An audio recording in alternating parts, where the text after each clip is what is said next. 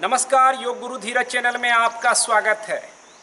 गर्भधारण एक महत्वपूर्ण टॉपिक है जिस पर हमारे प्राचीन ऋषि मुनियों ने काफ़ी ध्यान दिया। गर्भधारण संस्कार के बारे में आप सुनते होंगे, लेकिन ये चीज़ें आज भुला दी गई है। उसी तरह भुला दी गई है जैसे अभिमन्यु की माँ ने भुला दिया था, और वो सजग नहीं थी कि गर्भ में अगर बच्चा हो और एक माँ को कितनी सजगता की आवश्यकता होती है, वो किन भूलों को नज़रअंदाज करे ताकि एक ऐसा बालक पैदा हो जो एक सुंदर भविष्य लेकर के आए।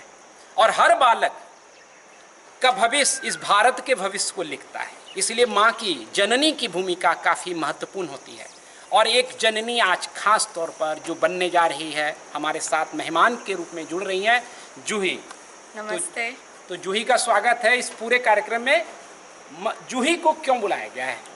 जूही वशिष्ठ योग आश्रम की लंबे समय से अभ्यासी रही है, अभी खुद एक योग्य शिक्षक है और साथ ही साथ में गर्भ धारण करने के एक बेहतरीन समय से गुजर रही है और उन तमाम बातों का ख्याल रखती है जो एक माँ को रखना चाहिए। इसीलिए मेरा जूही से पहला सवाल यही है कि गर्भधारण में बहुत बातचीत होती है, लेकिन गर्भधारण से पहले भी क्या एक लड़की को माँ बनने से पहले कुछ तैयारी या कुछ बातों का ख्याल रखना जरूरी है?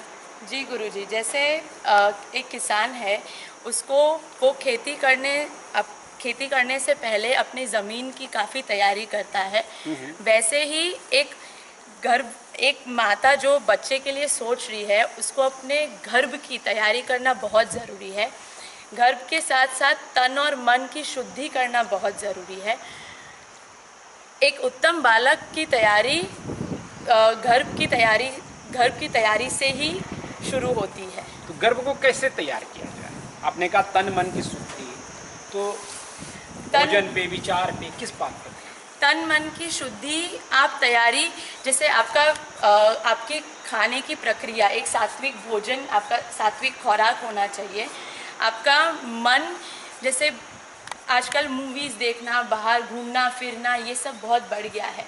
तो इस पूरी प्रोसीजर में आपका भाव पूरा सात्विक होना चाहिए।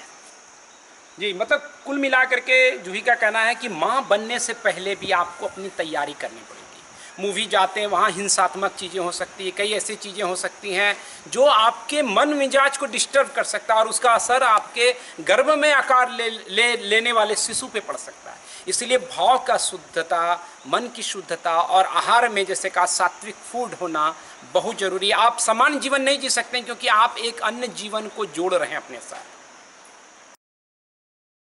जूही, मैं दूसरा सवाल मेरा ये है कि ठीक है, अब पता चल गया कि मैं गर्भवती हूँ, एक लड़की को पता चलता है, अब क्या करें? जिस दिन से एक लड़की को पता चलता है कि वो गर्भवती है, तो उस दिन से सिर्फ वो नहीं है, उसके साथ एक और ज़िंदगी पल रही है। बिल्कुल। तो काफ़ी जिम्मेदारियाँ बढ़ जाती है।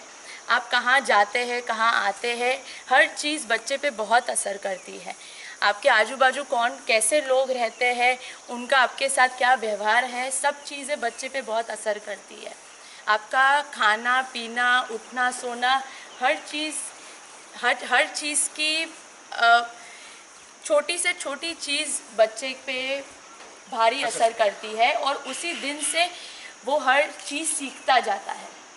बिल्कुल, ये एक महत्वपूर्ण बात हुई जिससे कि हमने पढ़ा था महाभारत में कि अभिमन्यु सीख रहा है। हाँ। तो यानी कि कॉन्शस रहना कि जब आप गर्भवती बन गए हैं तो आज आपको रहन सहन, आसपास का वातावरण, कोई आपके ऊपर गुस्सा कर रहा है कि प्रेम कर रहा है, कोई स्मोकिंग कर रहा है, उन परिवेश से दूर, यानी जितनी निगेटिव एनर्जी उससे दूरी और पॉजिटिव से दोस्ती, नज़दीकी। तो ये सबसे इम्पोर्टेंट चीज़ है जिसको कंसीडर करना चाहिए। इसलिए हमारे ऋषियों मुनियों ने कहा कि ऐसे समय में आप अच्छे चरित्र को पढ़िए, जैसे कृष्ण की बाल लीला है, वीर बालकों की कहानियाँ हैं, कुछ धार्मिक प्रकरण हैं, उसको समझिए, अपनाइए। ये एक दूसरी बात है। तो यहाँ पे तीसरी बात जो हम पूछना चाहेंगे जो ही आपसे, कि गर्भवती महिलाओं को ये तैयारी कौन कराएगा? क्या योगदान है योग का इसमें? आप योग शिक्षिका हैं, विद्यार्थी हैं और माँ बनने जा रही हैं, तो योग की भूमिका क्या है?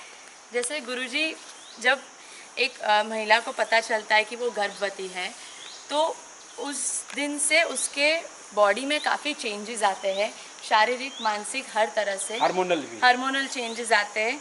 जैसे जैसे बच्चा बड़ा होता है आपके बॉडी पे आपका जैसे पेट का भाग है वो बढ़ता है, आपका कमर पे प्रेशर आता है, अजीब तौर पे बच्चा आगे जाएगा तो प्रेशर आता है, आपका पैर भारी होता है, काफ़ी जो काम हम रोज़ में करते हैं वो करने में दिक्कतें होती है। तो उसकी वजह से भविष्य में भी जैसे कि जब डिलीवरी देना हो तो आपका पेल्विक बहुत स्ट्रांग होना चाहिए। तो जैसे आगे वो सब आपको दिक्कत ना हो, इस वजह से योग साधना करना बहुत ज़रूरी है।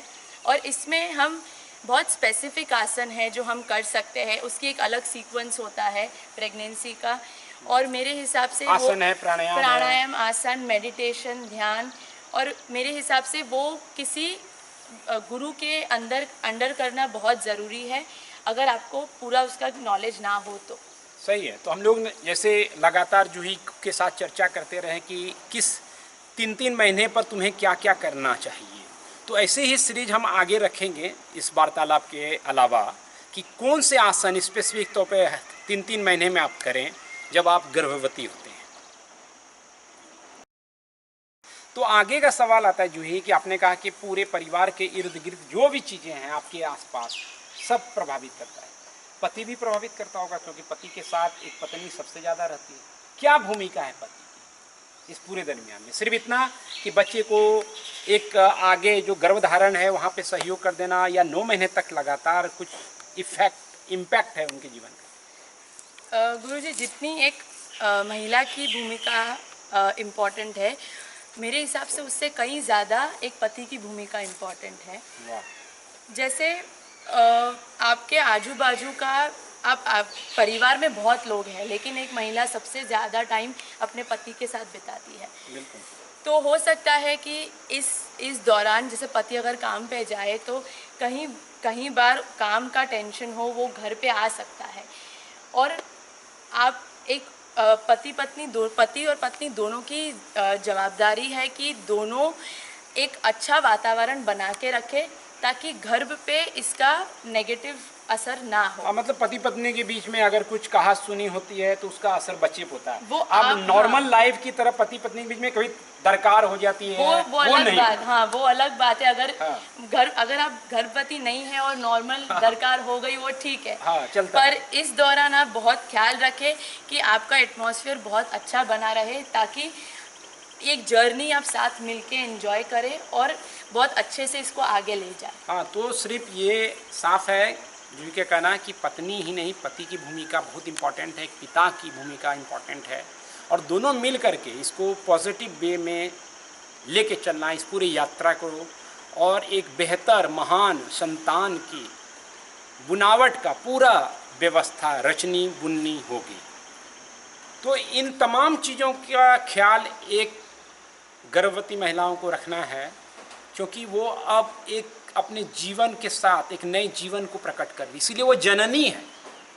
और इन भूलों को दूर रख करके हम एक बेहतर संतान को उत्पन्न कर सकते हैं, और एक व्यवस्था जो हमारे ऋषियों मुनियों ने बनाया है, गढ़ा है, पैदा किया है, उसको जस्ट हमें फॉलो करने की ज़रूरत है, हमें सजग होने की ज़रूरत है। जिस तरह की सजगता जूही अपने जीवन में अपना रही है, लाइफ स्टाइल चाहे सोने का हो, उठने का हो, तमाम चीज़ों का ध्यान रखना है, आप भी रखिए। जूही, आपका बहुत बहुत धन्यवाद, आपने किया। और हम लोग आगे सीरीज बताएंगे जिसमें जूही अपने योगाभ्यास को आपके सामने प्रकट करेगी कि अलग अलग 3 महीने में किस किस तरह के अभ्यास को करेंगे। कैसे लगा ये वीडियो? आगे इस सीरीज पे आपकी कोई सलाह हो तो ज़रूर मैसेज करें, हम उस पर वीडियो ज़रूर बनाएंगे। धन्यवाद, आपका भी धन्यवाद जूही। नमस्ते। धन्यवाद।